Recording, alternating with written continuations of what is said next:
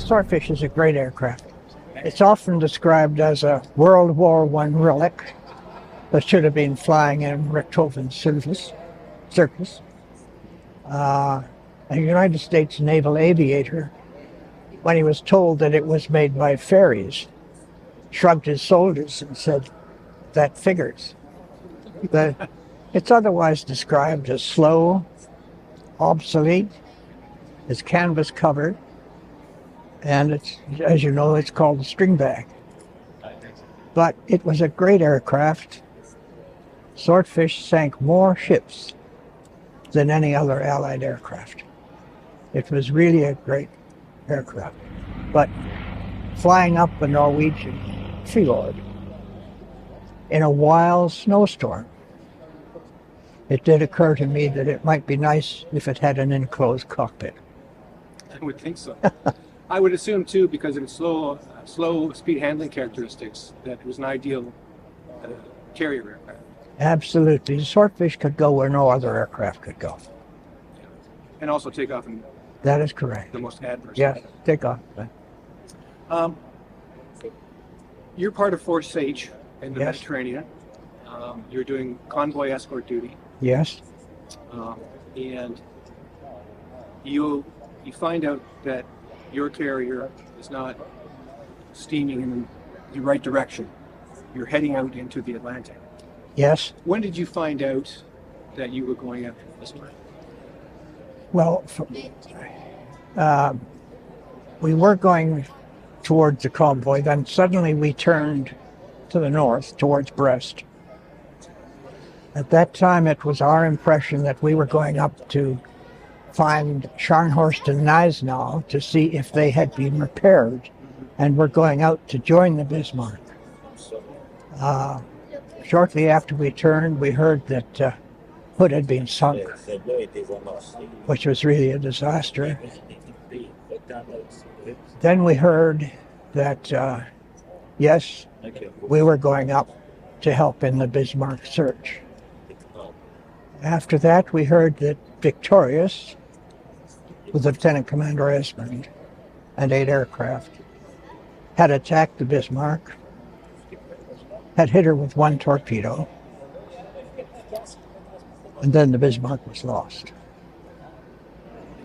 On May the 26th, there was a big discussion as to whether flying conditions were adequate or not. It was determined that it was. So 8 of us took off on a search.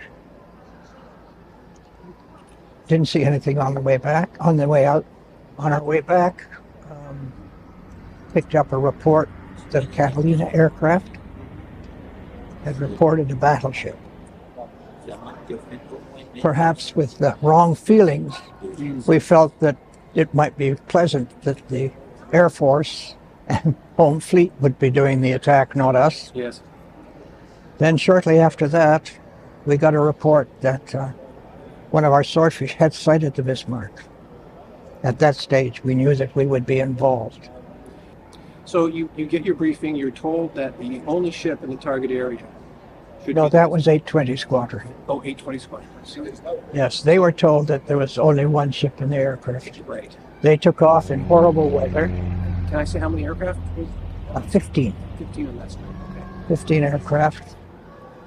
They got a radar contact, dove down, dropped their torpedoes. Fortunately,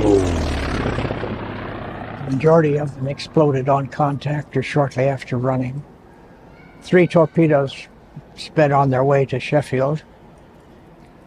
He avoided them by skillful ship handling.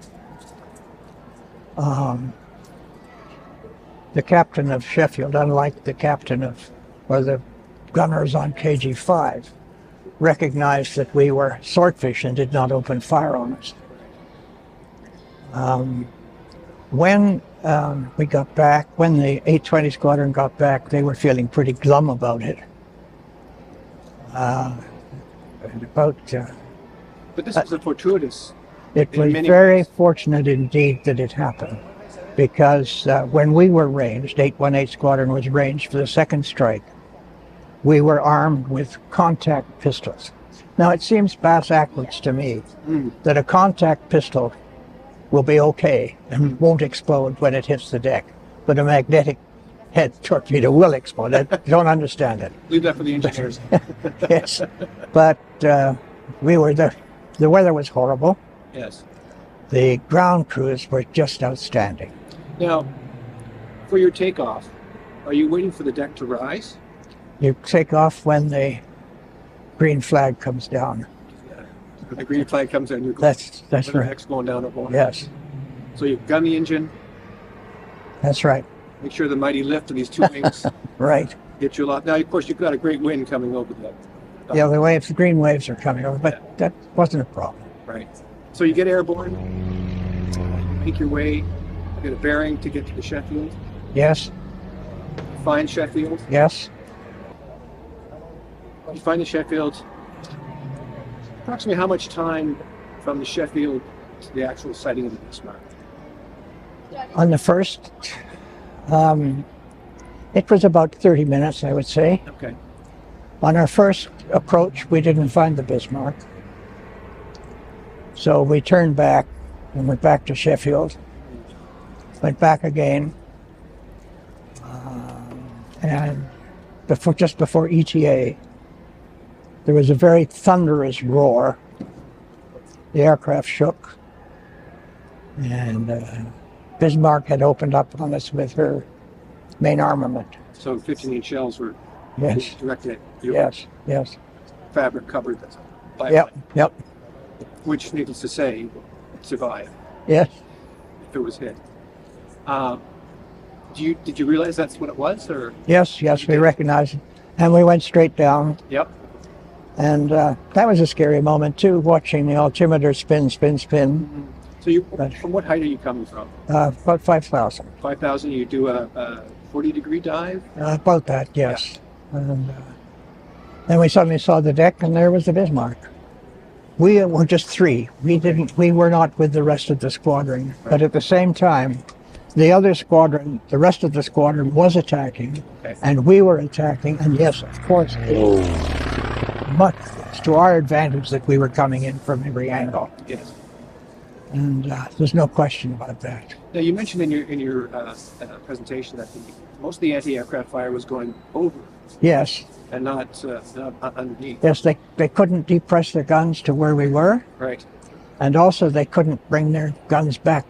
The German equipment was trained for fast aircraft, Right. and it wouldn't come back down slow enough for us. So most of the flak was above us and ahead of us. So antiquity again. Yes, much to our advantage. Yes, Exactly. They yes, were prepared for it. yes. No, but a number of aircraft did come back shot up. The majority of the aircraft, And a few practically all the aircraft had damage, Yes. one way or another, And how much? except for the one aircraft that didn't attack. Right. Did your aircraft sustain very much damage? Well, we had quite a few holes, yes. Yes. Now, in your But presentation, there were three that pranged, right. and they were write-offs. Yeah.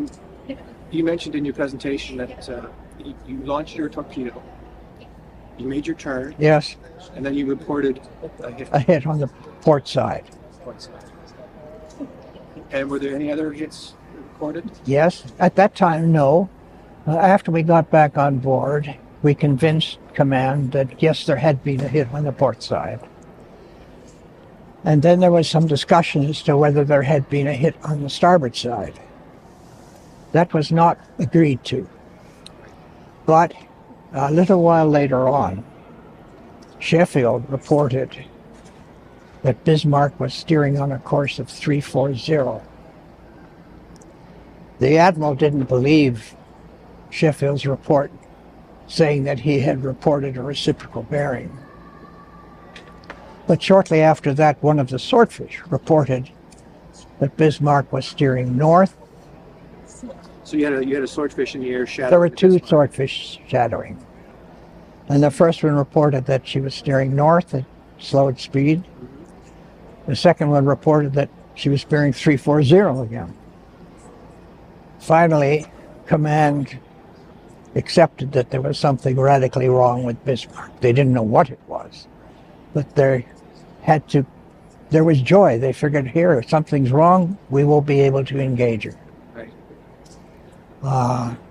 There was some discussion of launching a third strike on the 26th, but it didn't take place.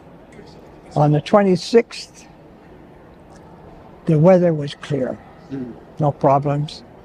We took off, went on our way. Now, when you say you took off, were you armed with torpedoes? Yes. Okay. Yeah, this was the third strike. Right. And we had contact pistols. And you were ordered to find 14 of us took off. and attack?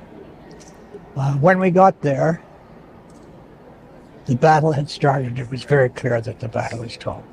We were told not to attack. It was a pretty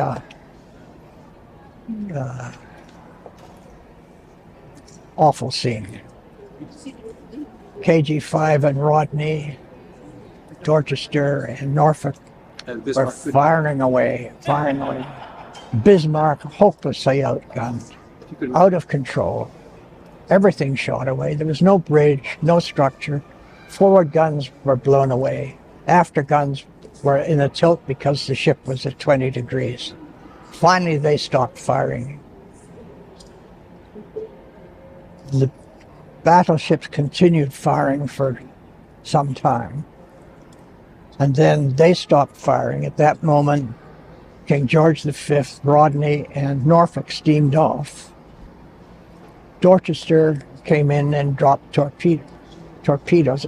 By the time Dorchester dropped torpedoes, many people from the Bismarck had abandoned ships, and the sea was becoming full of survivors.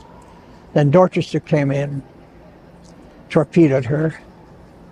She rolled over on her starboard side, masses of bubbles coming out. yeah. And then Dorchester and a destroyer stopped, and seemingly were going to pick up survivors. And then, horribly, I mean, it couldn't believe it was happening. It shouldn't be happening. Dorchester and the destroyer steamed away, leaving those hundreds of survivors in the water. Of Hood's and Bismarck Ships Company, approximately 4,000 officers and men perished. There were 116 survivors, 113 from Bismarck and 3 from the Hood. Now, surely the officers and men of Hood deserved a better fate. Now, of course, Bismarck had to be destroyed. And of course, what the Germans caused was wrong. It was totally wrong. But am I wrong in thinking that the Bismarck survivors deserve a better fate? Am I wrong in thinking that this was a battle of brave men fighting for what they thought was right and dying in the process? We jettisoned our torpedoes and went back to the Ark Room. If you enjoyed this video, please remember to like and subscribe. And as always, thank you for watching.